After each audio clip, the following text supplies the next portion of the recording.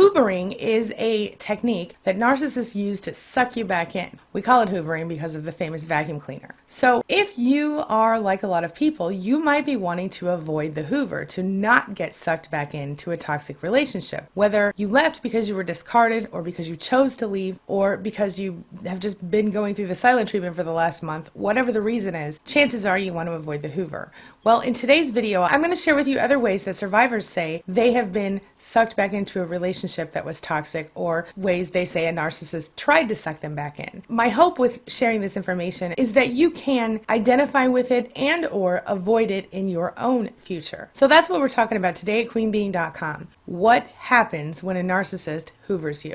So let's get started. Closed captioning provided by Athena Moberg and CPTSDFoundation.org. My name is Angie Atkinson, and on this channel I offer free daily video coaching to help you discover, understand, and overcome narcissistic abuse in toxic relationships. I like to call it toxic relationship rehab. So if that sounds good to you, hit that subscribe button and let's get going. So in order to create this video, I reached out to the Spanily. I put a post on my YouTube community tab as well as a post in the Span group on Facebook asking for survivors to share their own experiences with hoovering. Before I start, I want you to know that these are not my experiences, these are not my thoughts and ideas, these are the thoughts and ideas of all of these survivors who responded to my poll and my survey. So sometimes you're going to hear the female pronoun used, sometimes you're going to hear the male pronoun used. There are different types of sexuality mentioned here. None of it matters because ultimately we all have very similar experiences. So let's just get right into it. Take a look. So as you can see here on the YouTube community tab, I asked the Spanily, can you answer this for an upcoming video? Please note your comment will be used. How has your narcissist tried to hoover you? Here's one from Shay Ray. She says he came back crying, saying he learned from his mistakes. Now he sees I'm the one for him. He bought me gifts and he changed his phone number. The old one, every girl has it. He also spoke to my sister about how much he loved me. Katie McMahon says he tries to be nice to me when they are never nice, offers to buy things when they are notoriously cheap and not generous. Also harasses me to spend time with him. I go from not talking to him for weeks to daily texts from him. Dawn Elizabeth says his favorite shenanigans are egging on his friends to stalk, call, email, watch what I'm up to, and message me. I use the term friends loosely. Shay Ray says the last time he proposed, but I said no. Good for you, Shay. Mickey Duncan says emails nearly every week for over a year and a half. I misuse, we have a spiritual connection, etc. Begging me not to ignore him. But once I respond, he doesn't answer and he gives the silent treatment.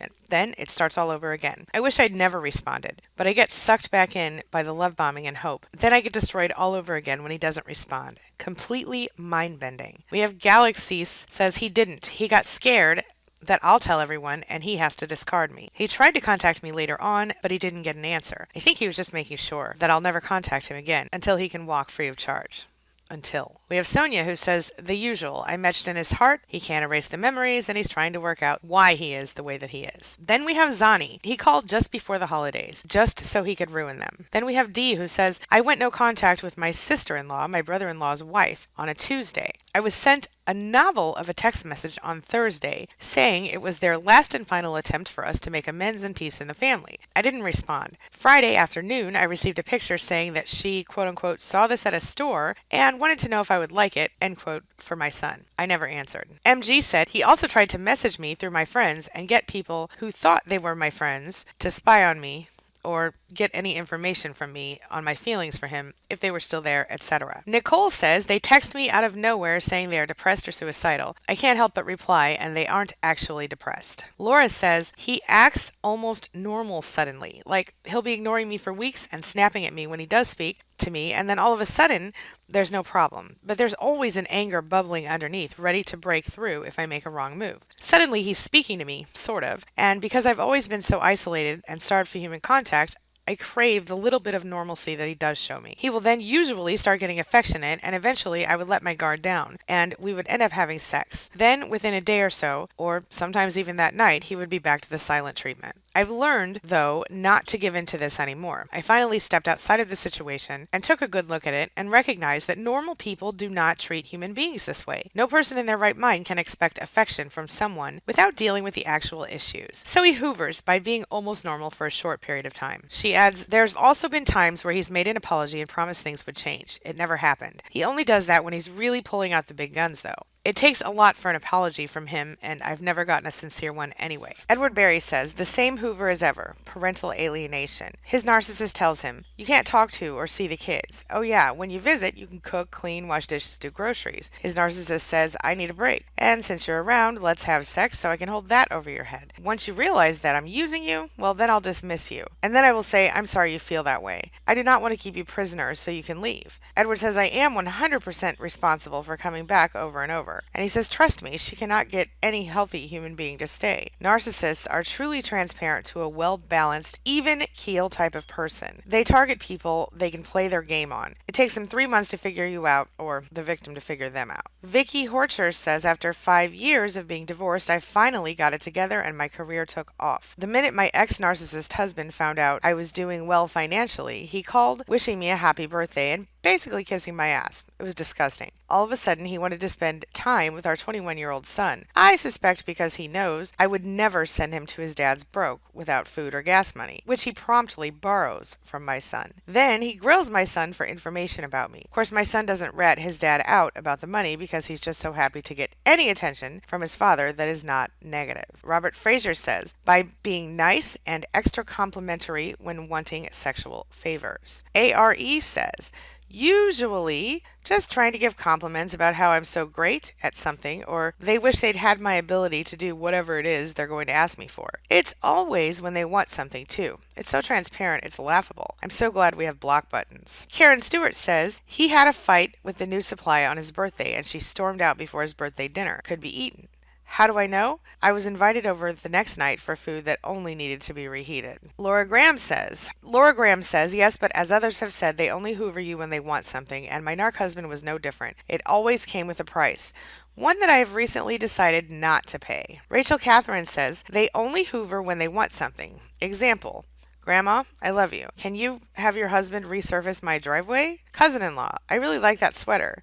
Can you tell me what I have to say to get blank to like me? They use this tactic because I use Grey Rock really well. Monsterette says, via text, tries to show jealousy about incidents 4 years ago. But I'm a super empath and throw everything right back at them with no fear. Since I learned what I'm dealing with, I do this with all devaluing, hoovering tactics he tries. I have a vulnerable narcissist though, and that makes a difference in how I can handle him. Iced Coffee says, mine would have his mother text me. Wonder Woman says he discarded me and has not tried to hoover. Ramen D says, after I dumped him and went no contact, he tried sending an email that I've never read and deleted without responding. Shortly after, he started calling with his number blocked. I received 85 plus unknown caller calls in 4 months. When that didn't work, he messaged my sister with pictures from some trip he was on. A very desperate move that was ignored by my sister. I also got several fake profile friend requests, including one on my birthday. All were rejected. It's been 6 months no contact now because I've stuck to my guns about keeping his toxicity and jealousy out of my life. Dana Cooper says, always on social media. The first time, it was on a mutual friend's Facebook post saying, I still see we share the same brain. And this time, it was I love you more than you know on a public Facebook page I manage that he is now blocked on. The funny thing is, with this last time, he still had me blocked on Facebook when he said that. If that's his idea of loving me, well, he can take that story to a more gullible supply. I didn't fall for it again. Malta says, my paternal narcissist tried to bamboozle me with his promise of gently used tangible items and let's be friends. Carla Scott says, I told him I wanted a divorce. He cried crocodile tears as he stroked my face and said he didn't want to lose me. After I filed for divorce, he said he loved me. He only wanted me. He deleted all other pictures of women off his phone and computer and said I could have all the passwords. He brought up all the good times to substantiate that there was something good between us. Bree Lawrence says, texts me saying goodbye forever, and then 3 months later contacted my sister. Is she willing to talk? Autumn Hodge says, maybe it was less hoovering and more retaliation, I don't know, but about a month ago he stole money out of my account for Facebook advertisements. I had to file it as fraud with my bank and shred my card. Prior to that, he group messaged my old and new number because I had his blocked. It was to no avail. I couldn't see his texts, only the responses of the owner of my old number. Since the theft, I haven't heard or seen a peep from him. I may be naive, but I'm convinced that that's the last of his antics that I'll have to deal with, considering he now knows I know exactly who he is. I'd be a waste of time and energy for him. MG says, he told me he couldn't imagine seeing himself with anyone else and moved from Australia to England to be with me. But while he is saying this, he is sleeping with and going on dates with multiple other girls. After using the no contact rule, he also made multiple Instagram accounts and even resorted to emailing me to contact me, and when confronted about it later on, he just said, love makes you do silly things. Petra says, the narcissist would tell me how much he loved and missed me, blah blah blah, but also tell me that he met someone on his job or while traveling, and how he showed them a picture of us, and that she, me, was the love of his life. They would advise that he should follow his heart. The fact that he would meet random people and discuss me with them, how I made him feel, always had me thinking, this must be real, right? Why would he bring random people into the dynamic? Just a Hoover technique, I now realize. Ria V says, he will promise to get help for anger management, but he never makes the appointments. He'll tell me he can't live without me, or that he'll do drugs without me. He says he loves me more than anything, how he's ashamed of how he treats me, that it breaks his heart what he does to me, but he can't control it. Then within minutes to less than a day, he'll be right back to the silent treatment, withholding love. No kind sweet texts anymore. I even got removed from his Facebook page. Heather B says, after he tried to pick a fight at a restaurant last Friday, I gray rocked. He left me there, so I canceled his food, ate mine, and then Ubered home. After 3 days and my last dog passing away, he can't keep his lips or hands off me. Insert vomit emoji here. I won't have it. The cord's cut. Now my options are endless. Mandy says, oh yes he has. He has promised to get married even before. He will text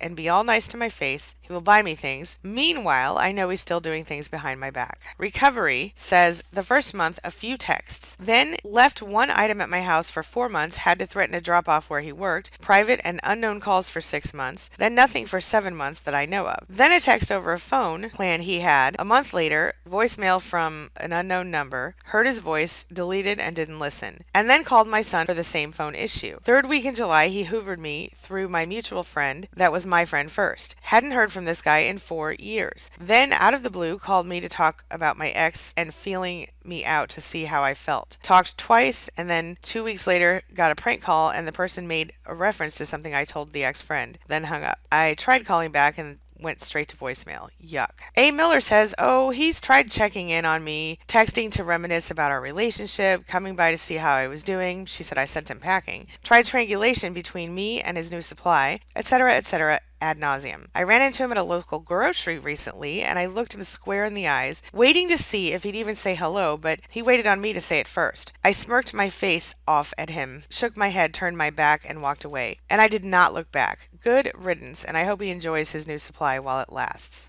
Agnieszka says, he's been really nice and super considerate. When he wants to have sex, he adds something like, but only if you feel like it, no pressure. Even though 2 weeks ago, he threw a tantrum when I refused to have sex once. He actually started spending time with our kids and hasn't been mean to them. Very unusual for him. You might say he's being the perfect husband, but there's this fakeness about him that's difficult to explain. And I know for sure it's there. Nikki says, legally, the courtroom is the only place he is allowed to have contact with me. Now that he's figured this one out, he's starting to file motions. It's not in a loving I want you back sort of way. It's this ownership, control mentality. It feels like he won't stop till he has won, and I have absolutely nothing. It's all so bizarre. KM says, my narcissist moved out with the sole intention of keeping me in the picture. When I went no contact, she came back and said she loved me and said she would go to therapy. I was confused and said let me think about it. As soon as I showed my emotions, she flipped the script and said she was just testing me, and the devaluing phase started. I called my attorney that day and started divorce proceedings. She's turned my world upside down, stalked me, lied to cops and friends, accused me of being violent and crazy, stole my most precious possessions, and now wants my house, car, and a lifetime of savings. I had to wait 2 months before finally getting a court order keeping her out of my life. She left me, then accused me of not fighting hard enough for her. She claims she moved out to help the relationship. What the F? Thanks for this channel and great videos. Pamela says, I was about 29 and living in Nebraska. I hadn't seen this person in about 6 years, and I was thinking about him. He called out of the blue.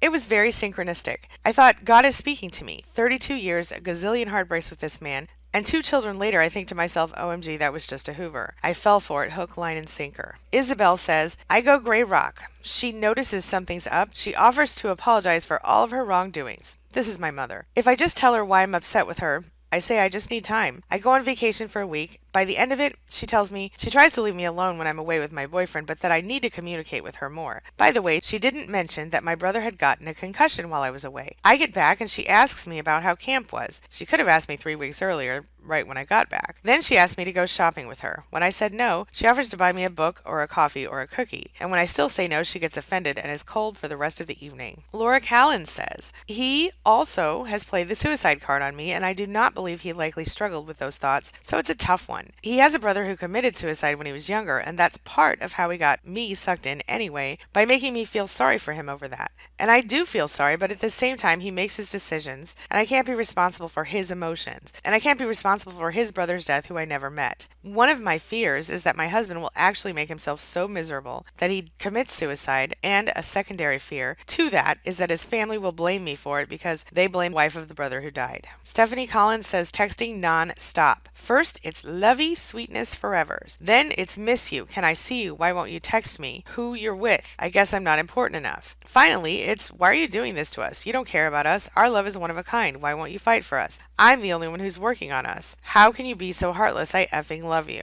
Lee says he has not directly tried to contact me with any kind of apology. He's been silent in that way. He has started with sitting outside a restaurant facing my apartment on our old date night on a Wednesday. He also parks his van directly under my window at least 1 or 2 nights a week. He moved a block behind me. A returned item through the post 2 weeks ago. When that did not get the desired response, he then followed up with a text with a request for his drill back as he was decorating. I deleted his number before I blocked him, but it's blocked now. I've been no contact for 8 weeks now, and in the past month, I've had a strange woman ring my apartment buzzer twice and 2 calls from a hidden number. All ignored. Don't get me wrong, each occasion does the trick to unnerve me. I now know the only way to recover and take some dignity and control back. I feel personally lost. No contact, no contact. Thanks to YouTube and all I've learned. Speechless for the public service these guys do. If only it was recognized outside of the suffering people like ourselves, exactly how many people's lives are being saved, as we all know. I also did a similar post in Span on Facebook. However, I'm not using their names in this video because it is a private support group. We're just going to jump right into it, so take a look. Number 1, create trouble in my life that he thought I'd go to him for help with, as in put my number and name on a sex site, continuous food orders past midnight, sent threats to my university, etc. Number 2, projective identification. When I confronted him, he said I'd lost my spark. I was spiteful, and I'm no longer this kind little thing he knew, and that my toxicity was at another level. I feel that he was trying to belittle me because he felt belittled by my confrontations. That got me every time because I would feel I had to defend myself, and I would go on arguing with him. Number 3, my narcissist ex has used his sons and my daughter to pass along messages that were supposed to get me to bite at quote-unquote papers to be returned to me. Unsuccessful, as I'm in full no contact. I gray-rocked the kids, and they don't tell me much anymore about the next. Their communication with him is their business. I prefer to talk to them about what's going on in their lives. Liking my 17 months of no contact and not going back. I do not need any more projects. Number 4, ignore me after blocking me from social media, but commenting on my YouTube videos. Number 5, showing up to family get-togethers like nothing's going on, being nice and buying me gifts. Number 6, both ex-narcissists have texted, called, and asked for my recipes. Number 7, he sends me texts, messages, and snaps professing how much he loves me and telling me that I'm all he wants, begging me to come back home after he's discarded me and told me he's done multiple times. Number 8, the latest Hoover was ridiculous. This happened over a 4-hour period. First, a text message asking the name of our real estate. I didn't respond. Then a call. I didn't answer. This pattern continued for about 30 minutes. I finally messaged just the name of the real estate. Then more messages. He wanted pictures of us as he missed me. Calls over and over again. I never replied or answered again. The longer it went on, the messages got worse. Calling me horrible names, attacking my parents, saying no wonder my kids are messed up. Then trying to scare me, saying he was on his way to my house and that he was in the driveway. The idiot had no idea I was actually gone away for the weekend. Overall, in 4 hours, I received 59 text messages and 11 phone calls. On returning home, I reported him to the police. Number 9, group post. Forwarded a girl saying to another girl, "Hey, didn't we go to school together?" He states, "That's how the best part of my life began." It was his first line to me. just happened. Number 10. The first was a constant calling, texting, begging to see me. Finally let him come over because he swore he had been in the hospital, and that was why he hadn't been in his right mind. He read me the quote-unquote letter he wrote me about his undying love and blah blah blah. Second one, he begged to see me because he had to get his things. When he came in, he said, "I just wanted to see you one last time so I could tell you that I want nothing to do with you," to your face. Then he turned around to walk out and turned back around, came at me, grabbed me and passionately kissed me and told me he couldn't live without me. Always so dramatic. Number 11. Recently, after a year of no contact, he has made an Instagram that is both of our names and he posts pictures of us. I can't see it because it's private, but it's us asleep for the cover photo, and that's creepy. Number 12. She actually made another Instagram page because she's blocked on all of mine and my kids' social media, and contacted my daughter, who is mine from a previous relationship, and who was her golden child, to tell her how much she quote-unquote loved them. She has me text asking about the kids. I block every number she texts me from. She had one of her friends call me to see how I was doing from an unknown number. The unknown number actually came up on my phone as unknown. Number 13. Mine thought after harassing me for months, sending people to harass me, lying about me, causing me to develop anxiety-related tachycardia, that a simple unblock me and let's talk said in a nice and flirtatious tone would convince me to go back to him. He tried this several times when he was around me and I ignored him while my friends called him out for discarding me and the harassment. He attempted this after his old/new supply, the crazy ex before me, didn't work out again. Number 14, breaking into my house and taking my dog for ransom. Number 15, just saying he was sorry. He just wanted to have lunch so we could talk. Number 16, we're divorcing. He's already moved out. We need to get the house ready to sell, declutter, etc. He ordered a dumpster delivered, said he would be over for 2 nights to help. No show.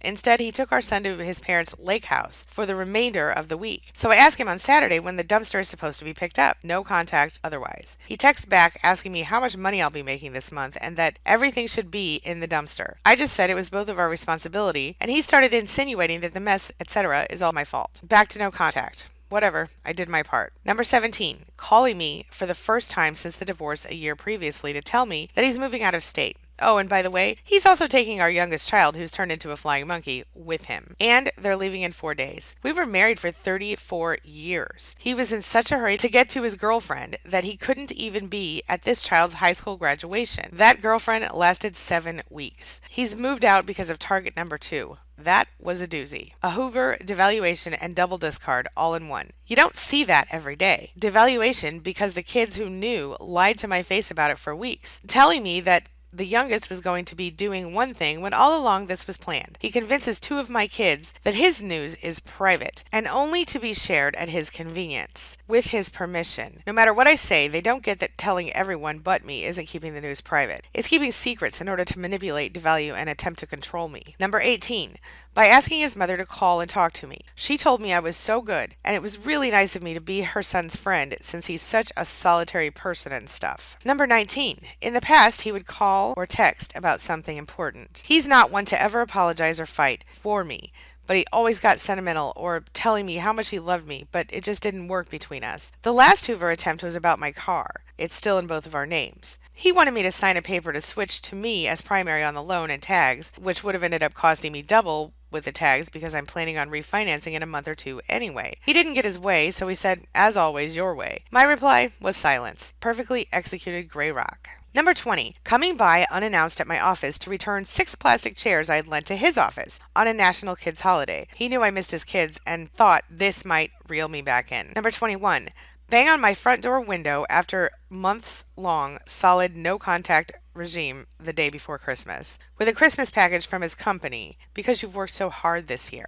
Number 22, silent phone calls and no caller ID calls. Some of the calls contained distant voices talking flattering about him and his new supply and their happy future. Number 23, impersonating as his youngest daughter on her phone and sending me messages, supposedly from her. It was him luring me to reach out so he could rub his new supply in my face. I didn't take the bait. His new supply was already on vacation with him and the kids after the first month of dating. Number 24, applying to be a speaker on a big seminar about my expertise so I couldn't go there, and then waiting for my reaction. Number 25, Hoover by proxy. Flying Monkey Lieutenant had mentionitis, kept informing me of the goings-on of the narcissist, despite my request to not mention him. Number 26, letting other people inform him about my whereabouts and then casually sitting exactly where I have to walk by. Number 27, more no-caller ID calls. He still does this. It's been 13 months after the breakup. Number 28, today via triangulation. Also money, being nice, apologizing, came to my home, broke my window, has people stalking my page. Number 29,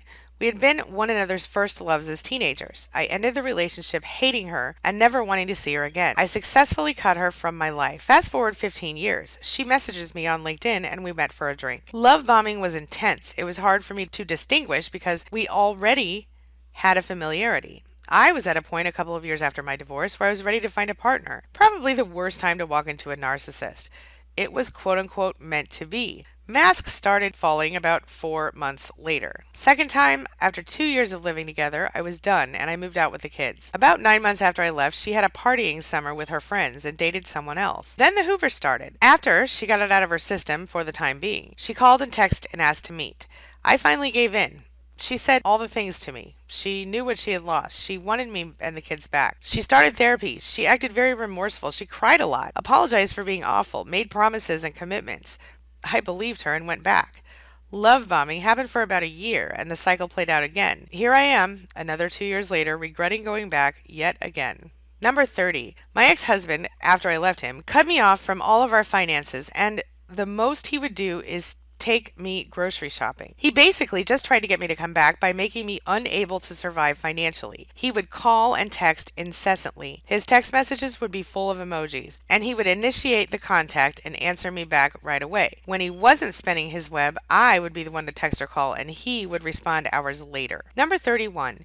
Typical promises of change, counseling, actual job other than dealing drugs, suicide threats, etc. Later, after successfully sucking me back in, he claimed to have meant none of it, that he was only sucking up to get me to go back to him. Side note, he beat the poop out of me a few months later, and I successfully got away 100% no contact. And karma is getting him hard. I don't feel sorry for him at all anymore. Number 32. She hoovers me by saying to pray for her when something bad happens. Like this time, after being rejected by 10 guys, she hurt herself and said to pray for her. This is what dragged me to see her and tend her cut.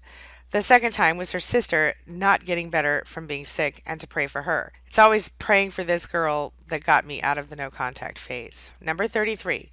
Called and sent texts saying she was starving and accused me of leaving her in the house to die alone and said that leaving her was borderline illegal. Number 34. Constant phoning. Number 35. Sent texts asking how I am. Number 36. Usually love bombing on Facebook, that sort of thing. That's usually how he contacted me. Also, creating some crisis that may or may not have been real, like him getting fired or wanting me to help him with his resume, but never wanted to look for another job. Number 37, sends pictures of the good times, tells me I can't survive on my own, bribes with money, tries to keep the kids from me or take the car, pretends like he's worried about me. I'm never going back again. 38, personality flips. 39, stalking me through Facebook, dating sites, email. 40. After the big discard, he came to my place 3 days later at 6 a.m. He said he drove past the night before and saw that my car wasn't there, and he couldn't believe that I could go out after our breakup. He said he was so depressed about it. I wouldn't let him in. I told him he needed therapy. He said he'd only go if it was as a couple. He refused to leave until I threatened to call his mother. A week later, I was worried about him, and I called to check on him. We tried to be friends for a few weeks, but it didn't work. He started giving me the silent treatment, so I backed off. I got back on the dating app we met on, and he was there. I swiped right just to see if he had done the same, and he had. I sent a message saying how I hoped he was okay and that I still cared for his well-being. He replied, I know, and then blocked me. Months later, he sent me pics of stuff he grew in his garden. I didn't reply, and I've been no contact since. The other one uses our child, saying we should be a family. Number 41. The very last Hoover attempt was a text from a random number that said, there's a guy standing next to me and he wants me to tell you this. I'm sorry for the last hurtful thing I said to you. The very last thing. He said you would know what that is. And I forgive you for all the horrible, hurtful things you've done to me. I wrote back, cool story, bro. And then I blocked the number. I knew he was home with his wife when that text was sent. Number 42. Right now, he knows I have this RV that I bought after the divorce that is a fixer-upper. I need help, and he's offering his services on a regular basis. I told him it's too painful to be around him this early after the divorce. He said he understood but would text me in the morning to see if I wanted his help. Number 43. Sending me untrue or nasty text messages to get me to defend myself so I respond. Number 44. I have had some weird ones.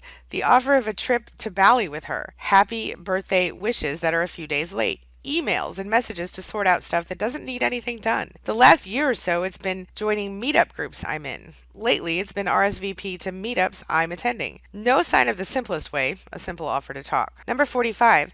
Mine never gifted me anything but once. After a disappearing episode of 5 days, he returned and simply handed me a large block of warm, semi-melted Cadbury's chocolate, opened with a chunk taken from it. Awesome. Number 46, he uses my address for his junk mail. Number 47, still stalking me after 13 years. He and his current wife of 11 years still know every move I make. They have people watching me. They use excuses to try to be in touch with my boss. I've blocked them and their families on Facebook, and they will casually ask my Facebook friends to strike up a conversation to gain information. I have nothing to hide, and I have nothing to share with him. I've learned to accept their behavior, and there's nothing I can do to prevent or stop it. The community has come to realize what they are, and as I said, I have nothing to hide, and the truth always prevails, and their day of reckoning will come. Karma will meet them head on someday, some way. They deserve none of my attention. Number 48, dinner and sex, or a trip to the museum and sex and cuddling, always when hoovering, asking how Jeannie is, her name for my vagina. Number 41, love bombing till it didn't work. Then he would get mad and threaten me. He then showed up at my parents' house, high as a kite, and called the cops on me. He would send me money or sweet messages, and then when he didn't get the reaction he wanted, he would flip out. Number 50, he promised he was willing to come back to me after I caught him having an affair because he realized how important family was. He promised me he would stop calling her. He was sweet. He pretended like he cared about our new backyard by putting the furniture together and making dinner on the new barbecue. Agreed to go to therapy with me. All the while, he got a second phone to call his new supply, and he was sleeping with her at some sleazy motel after work hours. He was just hoovering me to keep me from finding out more and from threatening to take him and her down from their careers. And he kept reminding me that if he came back to me, it would be all about him and his needs. He was so confused and out of sorts. Eventually, I asked him to leave after 4 months of that second round of torture. He was unfaithful and dishonest, and I can't accept his betrayal any longer. Number 51, I've been no contact 1 year tomorrow. A couple of weeks ago, I got a text from my soon-to-be ex that says, "What happened? I haven't answered one email all this time." Why would he think I would answer a random email now? Number 52, he keeps asking me out to dinner. I say no. And today he showed up at my work unannounced to have lunch with me, even though I would not tell him what time my lunch was. Number 52. He keeps asking me out to dinner. Number 53. They suck all the meaningful times and fluff out of conversations, memories, and time spent together. They focus on the major points at hand, mostly the negative. Their vacuums are preset to their own level of cleanup. My narcissist will tell some of the truth, sucking out the important part. Like, yes, you did go to the mall, but you forgot the fact that you were with another girl. Or, yes, you do love me, but you enjoy hurting me more. They have the verbal Hoover suck. Number 54, using emails. He knew I wasn't reading them because I did not respond, so he would put his words in the subject line with an empty email. When the judge during the restraining order court saw that, he was very mad and saw his harassment in the email title. Number 55. My ex had me constantly put in the relationship by suggesting every now and then that we could spend the rest of our retired lives in his village home, which he knew I always loved. I'm sure that's hoovering. In all of the 27 years of our marriage, he had lived in my house, off my status and earning. I showed him the door the day his narc mom declared she was selling off the property to give her son all of the money. I knew that day that our children and I had never been a part of their family at all. Number 56. When the narc mom was alive, she sent some money to me to try and buy me back. Then she posted stuff about a new Buddhist temple being built near home to attract me to see her. One ex-narc male friend bought me a Tia Maria, then wrote on a piece of paper at the table, "When will I get in your knickers then?" Number 57. He'd take himself off somewhere for some distance and perspective on the situation, as in he probably is grooming a new supply or an ex with a pity play. Then he'd tell me how I was his perfect friend and the love of his life, so back I'd go again. I think eventually that this was a cut and paste job by him. I've got the last, not responded to, Hoover, but unfortunately deleted all the others. Pretty sure they were all the same. Number 58. I hadn't talked to him for several months. He ignored me, then messaged me on Facebook late one night, asking me to come to his place for sexual favors. I said no, and after that, he discarded me. Number 59. My ex-narc used to try and hack into my bank and PayPal accounts too. Number 60. Quick hang-ups with cloned phone numbers. Number 61. When the nice hoovers didn't work, he got nasty. When nasty didn't work, he filed for legal separation. You can only do that after living apart for a year here, which is why I haven't done it. This was supposed to make me realize the error of my ways and make me go running back. Nope, I just got the legal separation sooner than I would have hoped originally. Number 62. Wanting me to accompany him on trips to exotic locales. No thanks, narc. Number 63. Ringing on unknown numbers which I didn't answer, trying to FaceTime on an unrecognized number. I don't answer unrecognized numbers if there was no message or voicemail. I blocked the numbers that went on for about 6 months. I ignored like a boss. Number 64. Hoovered 3 times successfully and 1 time unsuccessfully. So here are a few. Left me chocolate and a note at my desk at work. Contacted me through text, email, Google Hangout, Facebook, and work email and work phone. Basically, every way to contact me possible. Asked mutual acquaintances about me. Showed up at my home. Played the poor me card. I'm in a bad place. I need you. Drove by my house multiple times. Drove by my bus stop when I'd be going to work multiple times. Showed up at my work at my desk. Emailed basically nagging me, telling me I'm so ugly and no one wants me except him. Created fake Facebook profiles to try and communicate with me, telling me I'm the only one for him and he loves me so much and he realizes it now and he'll be better and he'll never hurt me again if only I would give him another third chance. Blah, so exhausting. Number 65. After 22 years of hearing the same hoovering maneuvers over and over, it's actually comical. I will change. I will be the best husband I was always supposed to be for you. I will be everything that you've always wanted and deserve. What did you think about all of that? I know it's a lot to think about, it's a lot to get through, but take a few minutes and think about, can you recognize any of those? This brings me to the question of the day. Can you recognize any of those experiences? Were any of those similar to your hoovering experiences? Are you to the point where you're getting hoovered right now or not? Have you gotten past it? Share your thoughts, share your ideas, share your experiences in the comment section below, and let's talk about it. All right, that's all I've got for you right now, but as always, thank you so much for being a part of my day and a part of my life, and hey, thanks for letting me be a part of yours. It really does mean a lot to me. Now, before I go, make sure you take a moment to look at the videos I'm leaving for you right here, and while you're here, hit that subscribe button right there so that we can stay connected and continue on this healing journey together. Now, don't forget, you're never alone. You've always got your Spanily. I'll see you soon.